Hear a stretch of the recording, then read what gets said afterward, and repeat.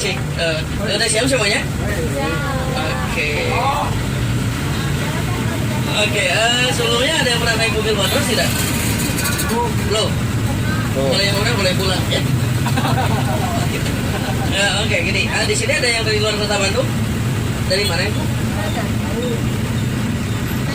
Oh, beda. Dari Ya, Jakarta. Oh, Jakarta. Oke. Selamat datang di kota Bandung dan selamat datang di mobil bandros ya. Karena ada pepatah mengatakan tak kenal maka tak naruh. Ya. Kenalan dulu baru sayangan. Oke, perkenalkan nama saya Acil ya. Siapa? Acil, tapi Acilnya iguana. Oh, iguana? Imut-imut ganteng dan mempesona. Oke, dan di depan itu drivernya namanya adalah Kang Ali. Halo Kang Ali. Nah, itu namanya Ali Sebastian. Sebatas teman tanpa kepastian. Oke, ini sebetulnya kalau kita naik mobil bandros ada aturannya. Yang pertama, maaf, tangan sebelah kiri dan kanan tidak boleh keluar ya. Kenapa tidak boleh? Karena mobil ini dianggap mobil terbuka. Yang kedua, tidak boleh selfie. Di bandros tidak boleh selfie, bergaya salto. Susah. Yang ketiga, di dalam mobil bandros silakan boleh makan minum, tapi sampahnya dibawa ke tempatnya. Siap? Dan yang keempat, di dalam mobil bandros tidak boleh menguap atau ngantuk. Tidak boleh. Kenapa tidak boleh? Karena kalau kita naik mobil bandros rasa jadi artis. Banyak yang liatin, banyak yang foto, kan? Dadah. Oke, sekarang kita mulai dari sini. Sekarang kita ada di Jalan Bancel ya. Di depan itu di sebelah kanan sebetulnya ada sebuah istal. Tahu istal? Istal itu adalah kandang kuda. Nah, tapi kandang kudanya itu dari zaman Belanda. Sekarang mah jadi kandang mobil.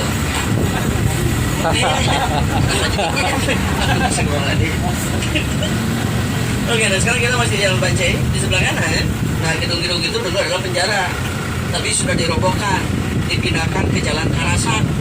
Yang tidak dirobohkan hanya satu, penjaranya bekas Bapak Soekarno. Nah itu penjaranya, kelihatan? Yang warna putih, Bung Karno-nya lagi duduk. Peperangan loh, kepanasan, hujan-hujanan diem aja sih. Ya karena kan batu. Jadi dulu sebetulnya Bapak Soekarno pernah di penjara di sana. Kenapa di penjara? Berselisih paham sama orang Belanda. Ditangkapnya di Yogyakarta, dipenjarakannya di sana. Di penjaranya selama 1 tahun. Setelah 1 tahun beliau membuat yang namanya surat pembelaan, atau orang hukum bilangnya pledoi. Tahu pledoi? Cowok yang banyak ceweknya. Seperti siapa? Ya seperti Pak Supir. Saya mau masa masih TK Pak Ibu ya.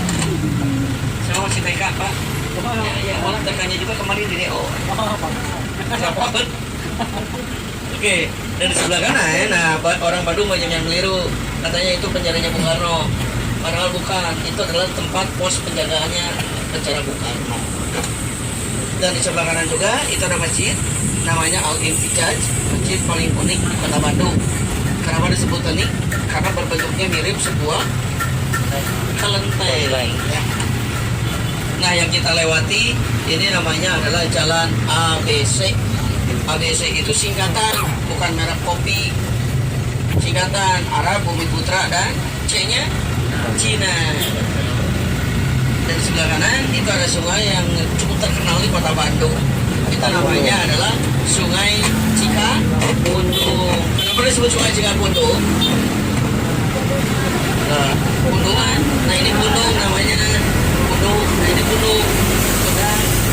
Enggak, jadi di sana dulu ada sebuah pohon, banyak sekali pohon, namanya pohon Kapundung.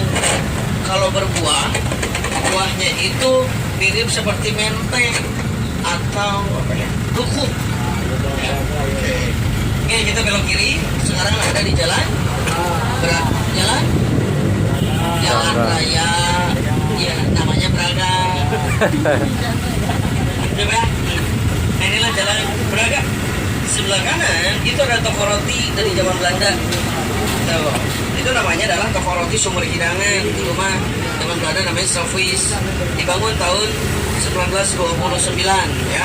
Tuh, Itu tokonya awet, kalau rotinya enggak.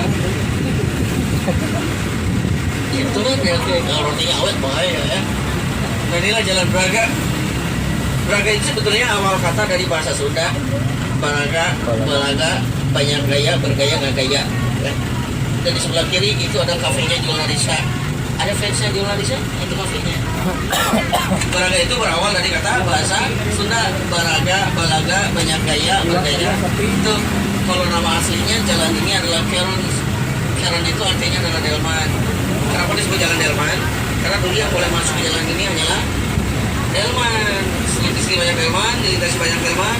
Sebelah kiri dan kanan dibangun toko-toko busana dulu ya.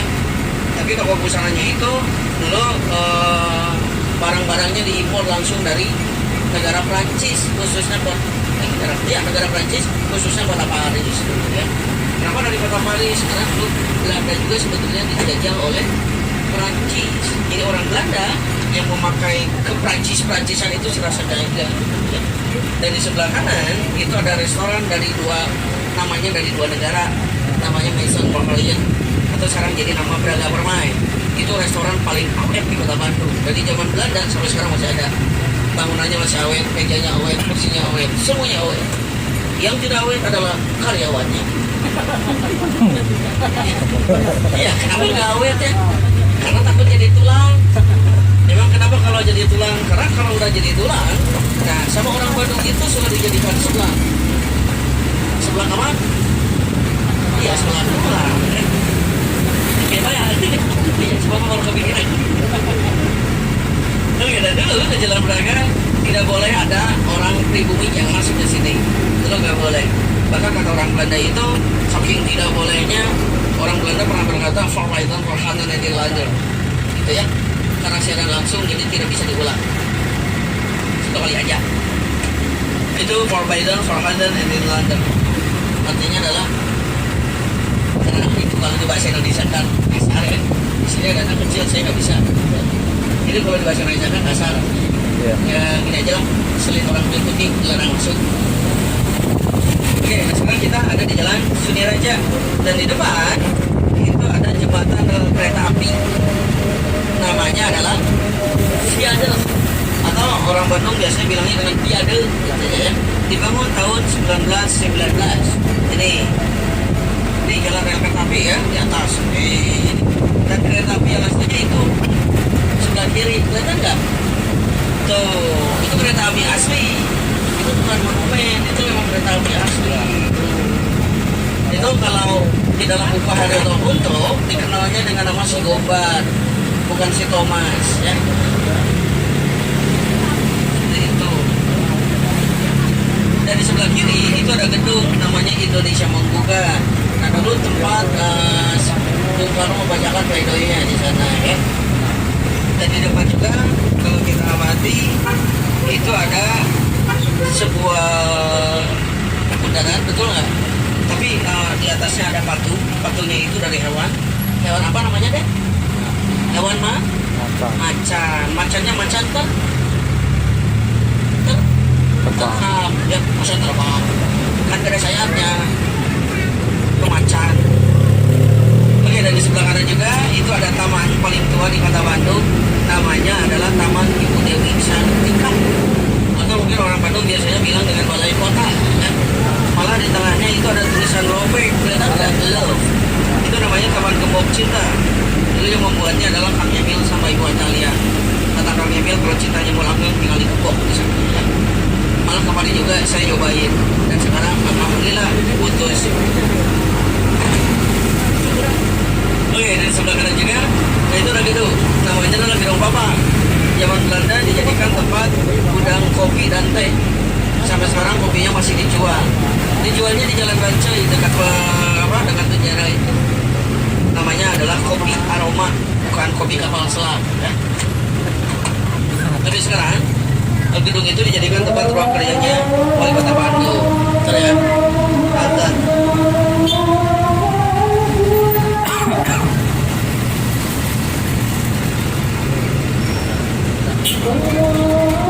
Oke, lanjut. Masih semangat? Awas jangan sampai ngantuk. Takut ada yang motor ya. Apalagi bawa kamera dia. Nah, takutnya gini, kayak kemarin kejadian saya bawa tamu dari gedung sate, ternyata penumpangnya itu ada yang ngantuk.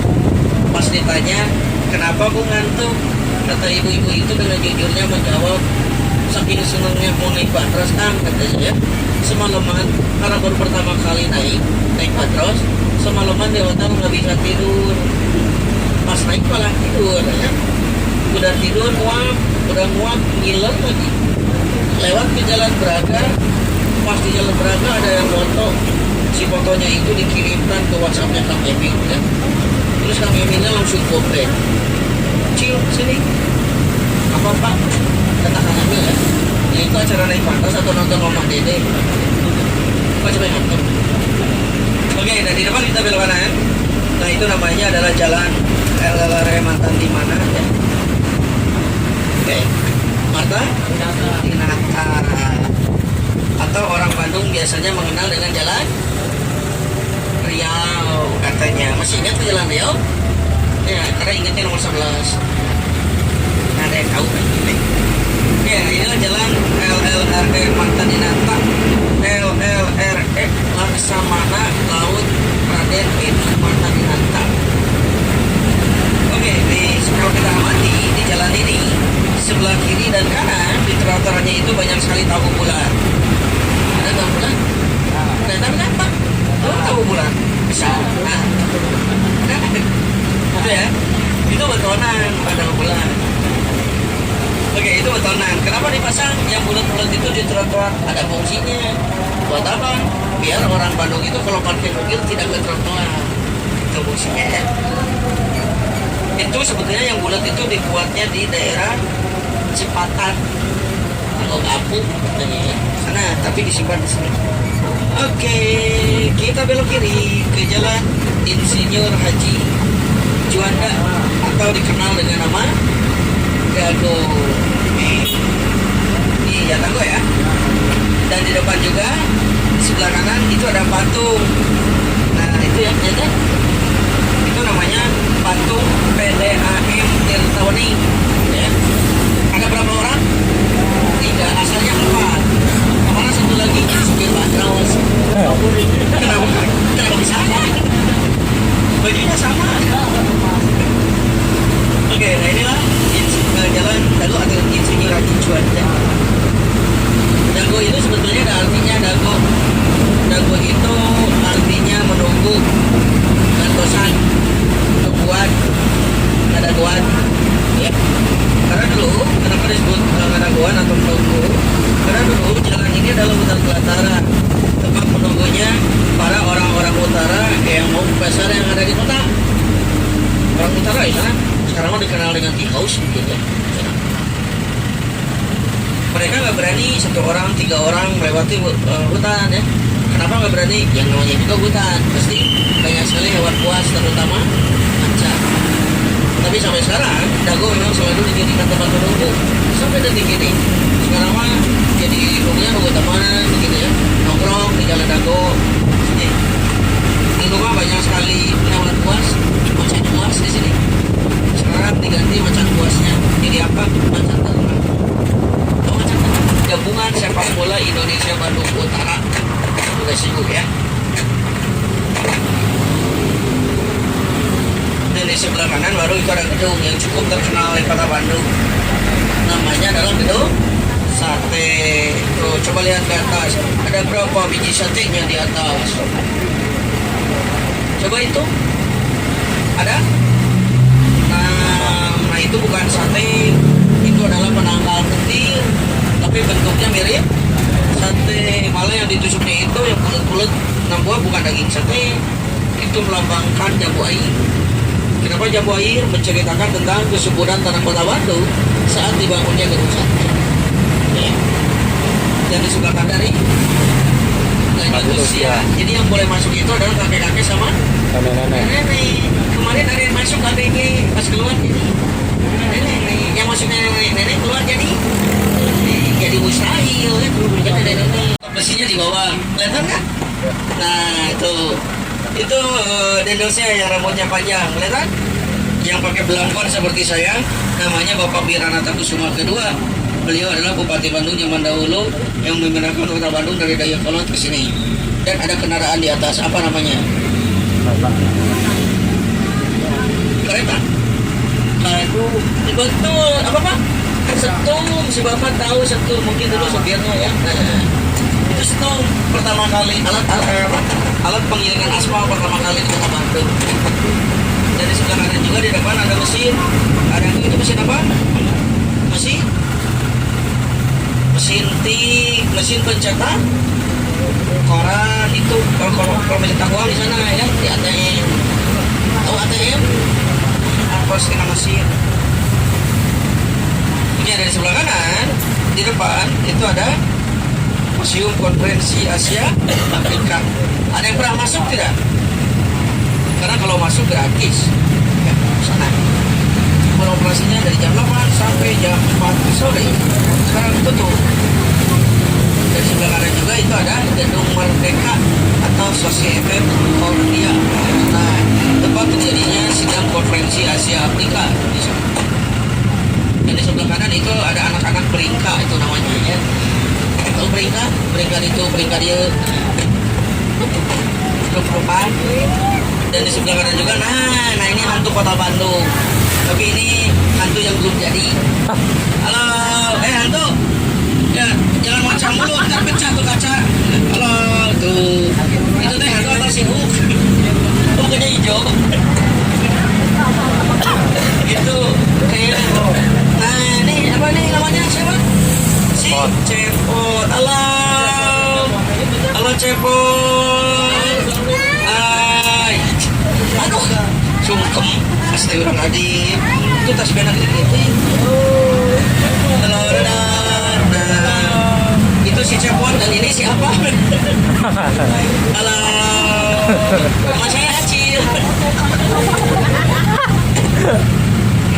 Oke, tuh ada siapa deh? 5X. Itu yang hantu kota Bandung biasanya agak sedikit unik ya. Kenapa unik? Karena mereka keluarnya sore hari dan tidak takut sama dongan. Nggak takut mereka, percaya sih 50 kali nggak bakalan takut. Tapi kalau ada hujan bubar mereka ya. Oke, dari sebelah kiri juga itu ada pusat kota, namanya adalah alun-alun Bandung.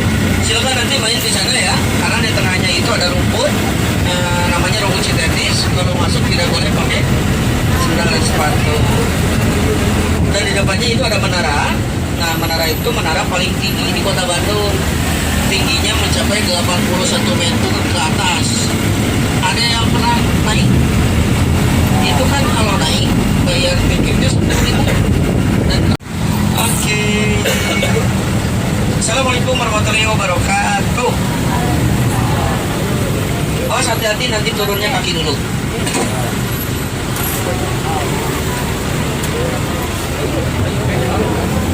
Terima kasih.